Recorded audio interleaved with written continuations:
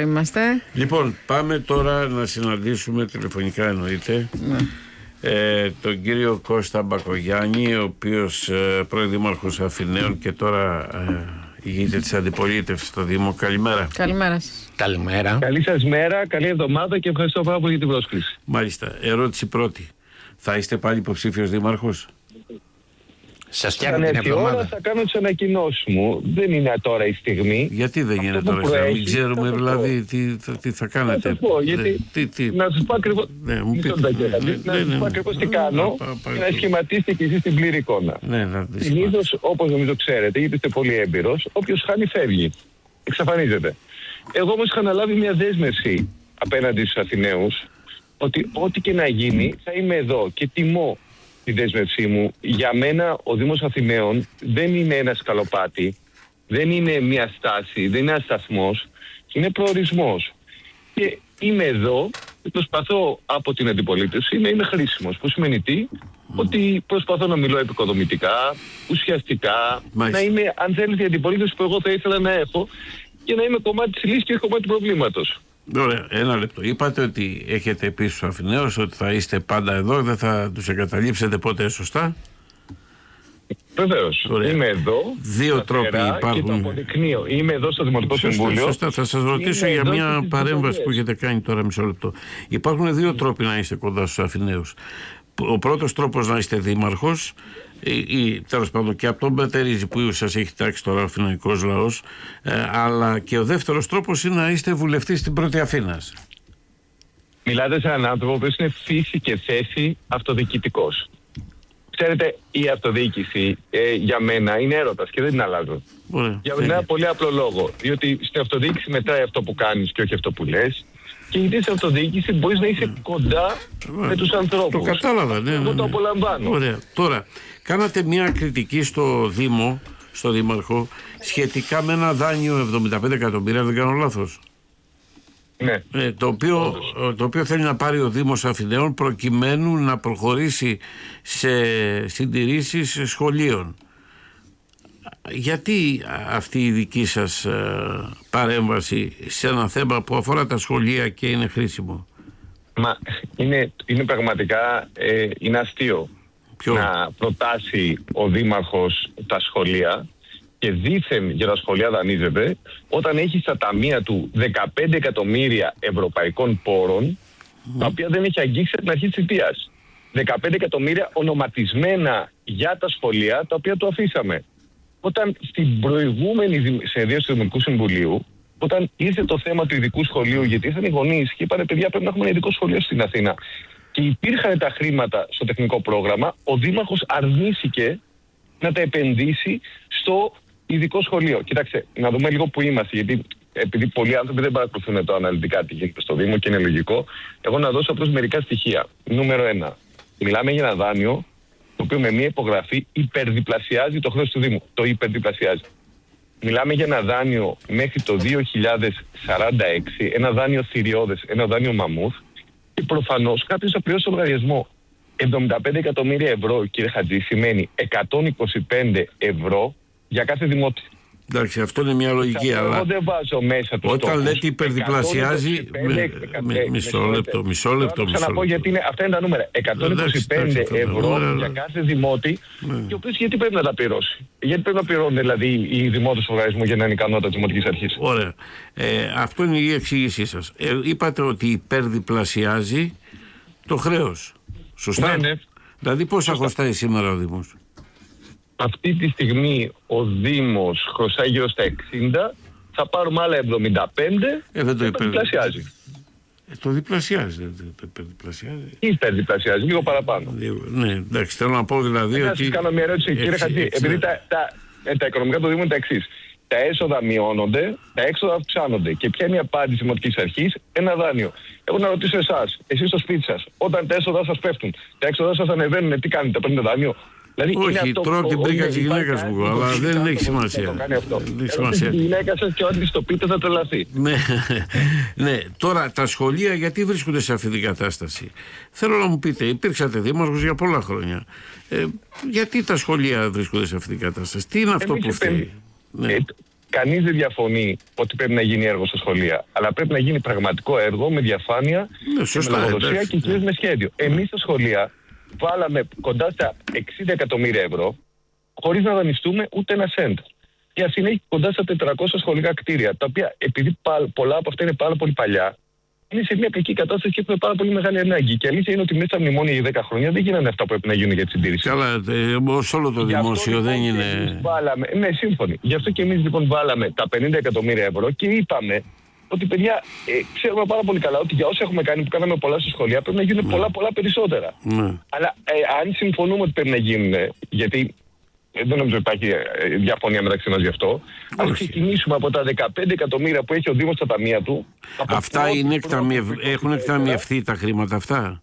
Όχι, με αυτό είναι ο παραλογισμός. Άλλο λέω. Έχουμε 15 εκατομμύρια. Ναι, είναι ευρωπαϊκή πόρη. Δηλαδή πρέπει να κάνεις ένα πρόγραμμα για να πάρεις τα λεφτά ή τάχει. Είναι μέσω σιρτάρι, δηλαδή αυτό ρωτάω. Μέσω σιρτάρι. Είναι η λεγόμενη ολοκληρωμένη χωρική επένδυση. Είναι ένα ευρωπαϊκό πρόγραμμα. Εμείς είχαμε σχεδιάσει, εμείς είχαμε εξασφαλίσει τα χρήματα. Αυτό δεν έχει σημασία. Σημασία έχει ότι αυτά τα χρήματα τώρα είναι εκεί και κάθονται εδώ και 2,5 χρόνια. Και λες ρε παιδιά, ας ξεκινήσουμε πρώτα με τα 15 εκατομμύρια ευρώ, να τα αξιοποιήσουμε, να πιάσουμε τόπο και μετά να σκεφτούμε αν θέλουμε να δανειστούμε. Γιατί εδώ δεν έχει γίνει και καμία διερεύνηση των εναλλακτικών πηγών χρηματοδότησης. Όταν ζητήσαμε το προγραμματισμό με το ποια έργα, δηλαδή σε ποια σχολεία θέλουμε να κάνουμε έργα, δεν μας δόθηκε καν αυτό, ούτε καμία τέτοια λίστα. Μελέτη υπάρχει για τα έργα. Τα 15 εκατομμύρια που λέτε ότι υπάρχουν επαρκούν για να γίνουν αυτά στα σχολεία? Όχι βέβαια. Δεν επαρκούν. Για να ρωτήσει ο Αντώνης Αντωνόπουλος κάτι που θέλει. Ναι, κύριε Μπακογιάννη, καλημέρα. Μελέτη υπάρχει. Το δάνειο έχει εγκριθεί, φαντάζομαι, έτσι? Ή δεν είναι εγκεκριμένο? Ωραία. Λοιπόν, μελέτη παρουσιάστηκε. Από την παράδοξη του κ. Δούκα και από την παράδοξη του κ. Ζαχαριάδη. Ωραία. Αυτό δεν είναι έκπληξη, φαντάζομαι, εντάξει. Ελλάς, δεν ξέρω ποιο είναι, αλλά δεν μπορούμε ξέρετε. Υπάρχει εκεί μια, όπως νομίζω ξέρετε, μια πολύ στενή σχέση. Ναι, υπάρχει. Αυτό δεν είναι έκπληξη, δεν είναι καινούριο, το ξέρουμε. Αυτό που θέλω να μάθω είναι, υπάρχει μελέτη, δηλαδή εγκρίθηκε ένα δάνειο για την ανακαίνιση των σχολείων, τον εξυγχρονισμό τους. Ο σκοπός ιερός. Μελέτη. Δεν είναι απλώς ότι δεν υπάρχουν μελέτες. Δεν υπάρχει καν η λίστα με τα σχολεία που θέλουμε να φτιάξουμε. Μάλιστα. Δηλαδή συνήθως όταν θέλεις να κάνεις λες, έχω τα σχολεία. Ναι. Ξεκινάς και λες, ποιες είναι οι προτεραιότητες μου, γιατί προφανώς δεν μπορείς να τα κάνεις όλα μαζί. Οι προτεραιότητες μου είναι αυτά. Ας κάνω μελέτες για αυτά, ας δω ποιους προϋπολογισμούς και μετά να δω πώς μπορώ να βρω αυτά τα χρήματα και διερευνά κανείς διαφορετικά χρηματοδοτικά εργαλεία. Στη δικιά μας περίπτωση έχουμε γυρίσει ανάποδα. Δεν έχουμε λίστα σχολείων, δεν έχουμε μελέτες, δεν έχουμε προϋπολογισμούς, αλλά παίρνουμε δάνειο. Ρωτάω αν υπήρχε αυτό το πράγμα. Εδώ νομίζω ότι υπάρχει ένα ερωτηματικό. Να ρωτήσω κάτι τον κύριο Μπακογιάννη. Καλημέρα σας. Ξεκάθαρη απάντηση δεν μας δώσετε για το αν θα ξανά είστε υποψήφιος. Εγώ θα σας ρωτήσω. Θα ξανά είναι μόνο τώρα, εντάξει. Θα ρωτήσω λοιπόν διαφορετικά. Ναι. Είχατε κάποιες πολιτικές, είχατε κάποια έργα που κάνατε και αυτά δέχτηκαν κάποιες κριτικές, ίσως σε κάποιους άλλους άρεσαν. Θα θέλατε αυτά τα έργα να συνεχιστούν? Το μεγάλο περίπατο λέω κυρίως. Σε 4 χρόνια εμείς κάναμε πάρα πολλά πράγματα. Είχαμε μια πολύ πυκνή θητεία. Ναι. Από ασφαλτοστρώσεις και ηλεκτροφωτισμό σε όλη την πόλη με LED, μέχρι καθαριότητα με νέο εξοπλισμό, μέχρι το θέατρο του Λυκαβητού, μέχρι πάρκα καινούρια, πάρκα τα οποία αναπλάσαμε, μέχρι πολύ σημαντικά κοινωνικά πράγματα και σημαντικές νέες κοινωνικές δομές. Υπάρχουν πάρα πολλά τα οποία εμείς κάναμε. Θεωρείτε δηλαδή ότι θα ήταν καλό να επιστρέψουμε στην κατάσταση αυτή όπως την ξέραμε, που κάποια έργα ήταν σε εξέλιξη? Νομίζω ότι θα έπρεπε να επιστρέψουμε σε μια κατάσταση με μια πόλη πιο καθαρή, μια πόλη πιο πράσινη, μια πόλη πιο φωτισμένη, μια πόλη που να έχει ανοιχτές κοινωνικές δομές που να λειτουργούν και να μην τις κλείνουμε, γιατί η σημερινή Δημοτική Αρχή έχει κλειδώσει και έχει σφραγίσει κοινωνικές δομές, όπως είναι για παράδειγμα το υπνοτήριο των γιατρών του κόσμου ή έχει αφήσει το υπνοτήριο το πολυδύναμο των αστέγων σε πολύ κακή κατάσταση. Νομίζω πρέπει να πιστέψουν σε μια πόλη που να αισθάνεται ο Αθηναίος ότι έχει κάποιον να πάρει τηλέφωνο, ή όταν μπαίνει στο Νόβοβιλ και κάτι δηλώνει, κάποιος τον ακούει. Ναι. Ξέρετε, εγώ περπατάω την πόλη συνεχώς. Ποτέ δεν ισχυρίστηκα ότι δεν έχω κάνει λάθη. Μόνο όποιος δεν δουλεύει δεν κάνει λάθη. Αλλά αυτό το οποίο ισχυρίζομαι είναι ότι ποτέ στη ζωή μου δεν έχω κάνει το ίδιο λάθος δεύτερη φορά. Όταν λέτε δεύτερη φορά, τι εννοείτε? Δεν επαναλαμβάνω τα λάθη μου, κύριε Χατζή, μαθαίνω. Άρα δεν θα επιστρέφατε. Ναι, κατάλαβα. Την έχει κάνει την αυτοκριτική του, να ξέρετε. Δεν θα επιστρέφατε σε έργα που έχουν σχέση με την κυκλοφορία στην Αθήνα? Τι ακριβώς αναφέρεστε? Στο Μεγάλο Περίπατο. Ωραία, ας πούμε λοιπόν τη Βασίλισσα Όλγας. Θέλετε να μιλήσουμε για τη Βασίλισσα Για Όλγας? τη Βασίλισσα Όλγας. Τι συμβαίνει αυτή τη στιγμή στην Βασίλισσα Όλγας? Ο κύριος Δούκας την χλέβασε, την πολέμησε, έκανε ό,τι μπορούσε να μην γίνει το έργο. Τα θυμάστε όλοι. Ναι. Τώρα έρχεται και λέει πόσο ωραίο είναι το έργο, την αγκαλιάζει και ισχυρίζεται ότι την έκανε εκείνος. Δηλαδή θέλω να πω ότι, ξέρετε, εγώ καταλαβαίνω πλήρως ότι υπήρχαν κάποια έργα τα οποία κάναμε, τα οποία καθυστέρησαν και επειδή καθυστέρησαν εξοργήσανε. Τα καταλαβαίνω απολύτως. Απ' την άλλη όμως σήμερα έχουμε μια πόλη η οποία είναι καλύτερη. Και το ζητούμενο δεν είναι αυτό. Το ζητούμενο στο τέλος της ημέρας είναι τι μπορούμε να κάνουμε από εδώ και πέρα. Γιατί η κατάσταση της πρωτεύουσας σήμερα δεν αξίζει. Δεν αξίζει σε κανέναν. Να σας πω κάτι. Είστε άνθρωπος του κέντρου και ζείτε στο κέντρο, το περπατάτε και σας έχω δει. Όπως είμαι και εγώ άνθρωπος του κέντρου. Κάθε δήμος, κάθε δήμαρχος έχει την εντολή των πολιτών. Μία από τις πιο έτσι καυτές εντολές είναι για καθαριότητα στο Δήμο. Αυτή τη στιγμή ποια είναι η εικόνα που έχετε εσείς πέρα από την αντιπολίτευση? Δηλαδή θεωρείτε ο Δήμος είναι αντάξιος των πολιτών του? Θα σας μεταφέρω την εικόνα που εγώ εισπράττω, γιατί σωστά λέτε, περπατάω πάρα πολύ και μιλάω πάρα πολύ και κυρίως ακούω πάρα πολύ. Η εικόνα σήμερα είναι κακή, είναι πολύ κακή και αυτό εξηγείται πρακτικά. Δεν είναι θέμα, ξέρετε, διάθεσης, δεν είναι θέμα πώς ξυπνάει κάποιος το πρωί. Δεν είναι ιδεολογικό ούτε πολιτικό το θέμα. Είναι πρακτικό και εξηγούμε. Θυμάστε τα αυτοκινούμενα για τον οδοκαθαρισμό τα οποία είχαμε πάρει, τα οποία μπορεί να τα είχατε δει, υπάρχουν στις ευρωπαϊκές πόλεις, υπήρχαν ένα φεγγάρι και στην Αθήνα. Πλέον δεν υπάρχουν. Γιατί? Δεν τα κινεί η Δημοτική Αρχή. Θυμάστε τα μηχανήματα που πλέναν τους κάδους? Ναι. Πλέον δεν κινούνται μέσα στην πόλη και δεν πλένουν τους κάδους. Και πού πλένονται οι κάδοι? Δεν πλένονται. Γι' αυτό και αν περάσετε δίπλα από ένα κάδο, λυπάμαι πάρα πολύ που το λέω, ειδικά τώρα που ανεβαίνουν οι θερμοκρασίες, μυρίζουν. Ωραία. Θυμάστε τις ειδικές δράσεις που κάναμε, που η λογική πια ήταν ότι στην Αθήνα δεν πρέπει απλώς να διάζει τον κάδο, πρέπει επίσης να πλένει το πεζοδρόμιο. Γιατί η Αθήνα θέλει νερό και σαπούνι. Αυτές πλέον έχουν αερώσει πάρα πολύ. Είναι σπάνιες. Τώρα μου ρωτάει ένα ζήτημα λοιπόν οργάνωσης και λειτουργίας. Δεν θέλω να πω ότι η Αθήνα μπορεί να γίνει μαγικά, ξέρετε, κάτι άλλο, αλλά θέλω να πω ότι ανάμεσα στο καλύτερο και στο χειρότερο υπάρχει απόσταση. Λοιπόν, τώρα ρωτάει ένας φίλος και λέει το Airbnb το ρίχνει σε εσάς, ότι καταστρέψατε τους μόνιμους κατοίκους με αυτό. Εγώ πώς το έκανα αυτό? Το Airbnb εσείς δεν το διαχειρίζεστε? Εγώ από την πρώτη στιγμή είχα πει ότι το Airbnb είναι ευλογία και είναι κατάρα. Είναι ευλογία για αρκετούς ανθρώπους που μπορούν να φτιάξουν τα σπίτια τους και να εξασφαλίσουν ένα εισόδημα. Αλλά είναι και κατάρα, γιατί ανεβάζει... Όχι, ένα από τα δύο ισχύει, δεν ισχύουν και τα δύο, ξέρετε. Όχι, εγώ έχω πει και σας λέω ακριβώς τι λέω, γιατί ξέρετε εγώ δεν αλλάζω άποψη. Ναι, είναι κατάρα μόνο, δεν είναι ευλογία αυτό. Και νομίζω ότι πια είναι και εταιρείες που τα έχουν αυτά τα σπίτια. Έχουν καταστραφεί περιοχές. Να το συνεχίσω λίγο παραπάνω, γιατί εδώ πρέπει να είμαστε πρακτικοί. Είναι όμως και κατάρα, γιατί ανεβάζει πάρα πολύ τις τιμές των ακινήτων και γιατί ταυτόχρονα δημιουργεί μεγάλο πρόβλημα στην κοινωνική συνοχή μες στην πολυκατοικία. Άρα, πρακτικά που είμαστε τώρα, η κυβέρνηση έχει απαγορεύσει το Airbnb, τα νέα Airbnb, σε κάποια διαμερίσματα της πόλης. Η δικιά μου γνώμη είναι ότι αυτή είναι μια ζήτηση που πρέπει να γίνεται αναπεριοχές και όχι αναδιαμερίσματα. Για παράδειγμα, στο πρώτο διαμέρισμα που η κυβέρνηση έχει απαγορεύσει το Airbnb, το νέο Airbnb, λέει ότι εγώ δεν θέλω, ας πούμε, βραχυχρόνια μίσθωση στην Πλάκα. Προφανώς δεν θέλουμε άλλη. Η Πλάκα έχει γκώσει. Αλλά στον Άγιο Παύλο, που είναι μια περιοχή η οποία χρειάζεται την ανάπτυξη, μπορεί να το θέλουμε. Και βεβαίως όταν μιλάμε για βραχυχρόνια πρέπει να είμαστε σε θέση να το ρυθμίσουμε αποτελεσματικά και να αστυνομεύουμε, δηλαδή να το ελέγχουμε. Όχι να γίνεται να μένουμε μόνο στα χαρτιά.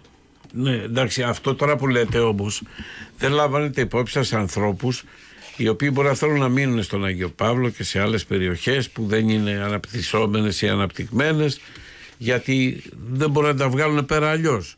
Πρέπει να λαμβάνει υπόψη του και η πολιτεία και εσείς ως δήμαρχος που ήσασταν και το γεγονός της οικονομικής κατάστασης των κατοίκων. Πηγαίνετε, κύριε Μπακογιάννη, να βρείτε ένα σπίτι στο κέντρο της Αθήνας Διάρρη, να δείτε πόσο θα σας ζητήσουνε.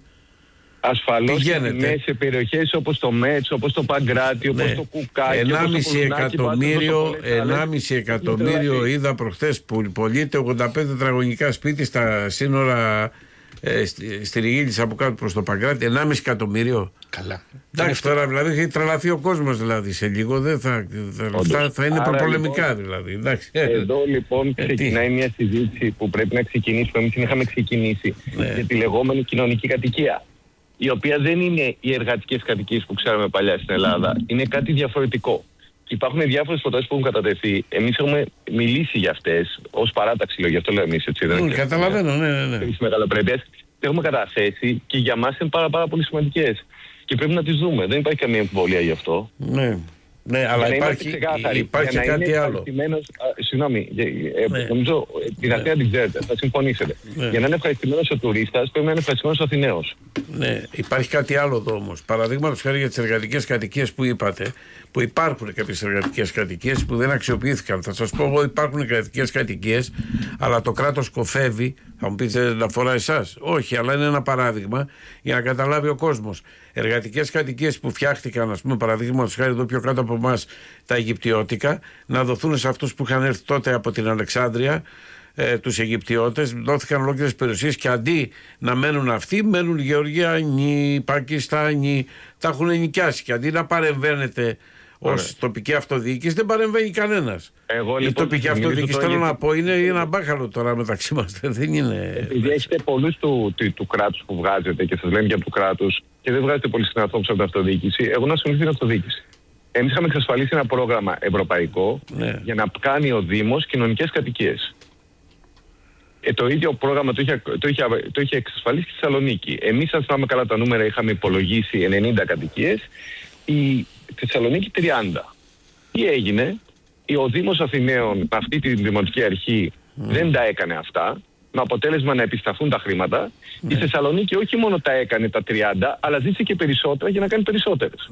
Και ουσιαστικά εμείς χάσαμε χρήματα και η Θεσσαλονίκη τα κέρδισε. Μπράβο τη Θεσσαλονίκη. Μπράβο στον Δήμαρχο. Και το λέω, αν και ανήκουμε σε διαφορετικά πολιτικά κόμματα. Αυτό θα έπρεπε να κάνουμε κι εμείς εδώ στην Αθήνα. Μάλιστα. Τέλος πάντων, περιμένουμε με μεγάλο ενδιαφέρον να δούμε, θα μας πείτε αν θα κατέβετε ή όχι. Έχει ενδιαφέρον υπό την έννοια να ξέρουν οι Αθηναίοι από τώρα τι έχουν να αντιμετωπίσουν. Ο μέσος Αθηναίος που μας ακούει αυτή τη στιγμή δεν ξεκινάει το πρωί με την αγωνία, θα κάνει ο Μπακογιάννης. Ξεκινάει το πρωί με την αγωνία πώς θα είναι η πόλη του καθαρή, πώς θα ζήσει, θα μου πείτε πώς τώρα. Πώς θα είναι ασφαλής. Όχι, και πώς θα ζήσει, γιατί όταν περπατάει στο πεζοδρόμιο δεν θα κοιτάει. Μισό λεπτό, δεν πάμε στην κυβέρνηση. Όταν περπατάει στο πεζοδρόμιο, δεν πάμε στην κυβέρνηση. Να πάμε, αλλά να πούμε για τα πεζοδρόμια που δεν μιλάει κανείς. Γιατί περπατάμε στα πεζοδρόμια και κοιτάμε κάτω, μη σπάσουν κανένα πόδι και δεν κοιτάμε πάνω. Όχι, περπατάμε και πέφτουμε. Να το λέμε κανονικά. Περπατάμε και πέφτουμε. Καλά, επί το ημερό σας δεν πέφταμε, δηλαδή. Το ίδιο πέφταμε. Αυτό είναι διαχρονικό όμως. Από τις οπτικές είναι. Εμείς κάναμε πολλά έργα για τα πεζοδρόμια, τα οποία δυστυχώς έχουν συνεχίσει. Επειδή είπατε για τις οπτικές, θα σας ρωτήσω το εξής τώρα. Και έχουμε θέμα με την άσφαλτο. Σύμφωνοι. Να κλείσουμε με αυτή την ερώτηση που θα σας κάνω. Οπτικές σύνες, έργα διαφόρων υπηρεσιών, της ΔΕΗ, του ΟΤΕ, της Κοσμοτέ, του Διαόλου, του Τριβόλου, τα έργα αυτά. Έχετε κάνει ποτέ αγωγή σε μία από τις εταιρείες αυτές που εγκατέλειψαν τους δρόμους έτσι, που ο πολίτης έχει πληρώσει δημοτικά τέλη για να γίνουνε? Βεβαίως. Έχω και επιβάλει και πρόστιμα. Όχι, άστα πρόστιμα. Αγωγή τους έχετε κάνει? Έχετε φτιάξει ένα νόμο εσείς στη Δημοτική Αρχή, ένα νόμο να τον περάσετε από το Δημοτικό Συμβούλιο? 2022, κανονισμό. Μισό λεπτό, που να λέει ότι το πήρες, όπως πήρες τον δρόμο να τον παραδώσεις. Μπράβο, λοιπόν, και Χατζή, το έχουμε κάνει. Ναι, αλλά δεν βλέπω να το παραδίδουν έτσι όμως. Εδώ και 2,5 χρόνια τσακώνομαι στο Δημοτικό Συμβούλιο και παρακαλάω και λέω σας παρακαλώ. Αφού έχουμε τον κανονισμό, γιατί δεν τον εφαρμόζουμε? Εσείς τον εφαρμόσατε? 2,5 χρόνια. Εγώ βεβαίως τον είχα εφαρμόσει. Πώς τον εφαρμόσατε? Τον είχα βάλει και πρόσημα. Κοιτάξτε, εδώ το ίδιο πρόβλημα έχουμε, να σας δώσω και ένα άλλο παράδειγμα. Με την φόρτωση και την εκφόρτωση. Είμαστε η μόνη πόλη στην Ευρώπη, στην Αμερική, στη Δύση, που ο καθένας φορτώνει και ξεφορτώνει ό,τι ώρα θέλει. Και βλέπει κανείς μεγάλα φορτηγά μέσα στο κέντρο στις 11 η ώρα. Έχουμε ψηφίσει την απόφαση, υπάρχει στα χαρτιά και δεν την εφαρμόζουμε. Που να λέει τι, ότι από 9 το πρωί με 9 το βράδυ δεν θα επιτρέπονται στην Αθήνα οι νταλίκες και δεν θα σταματά να κλείνουν να δούμε και να ξεφορτώνουν. Τι να κάνουμε? Αυτό δεν γίνεται πουθενά, γιατί πρέπει να γίνει στην Αθήνα. Είμαστε το Καϊρό. Μου λέει ένας φίλος εδώ αν έχετε πάει τελευταία στην Ομόνια. Έχετε πάει? Βεβαίως. Και έχουμε μεγάλο πρόβλημα από πίσω με τους εξαρτημένους. Αυτό όμως, τι έχετε κάνει γι' αυτό, εσείς σαν αντιπολίτευση, από το να λέτε διάφορα? Μήπως θα έπρεπε να κάνετε μεγάλο θέμα και να βγείτε, γιατί υπήρξατε δήμαρχος? Πρέπει να έχουμε κάνει, το τι έχω κάνει ο δήμαρχος μπορώ να σας το πω. Όχι, λέω τώρα.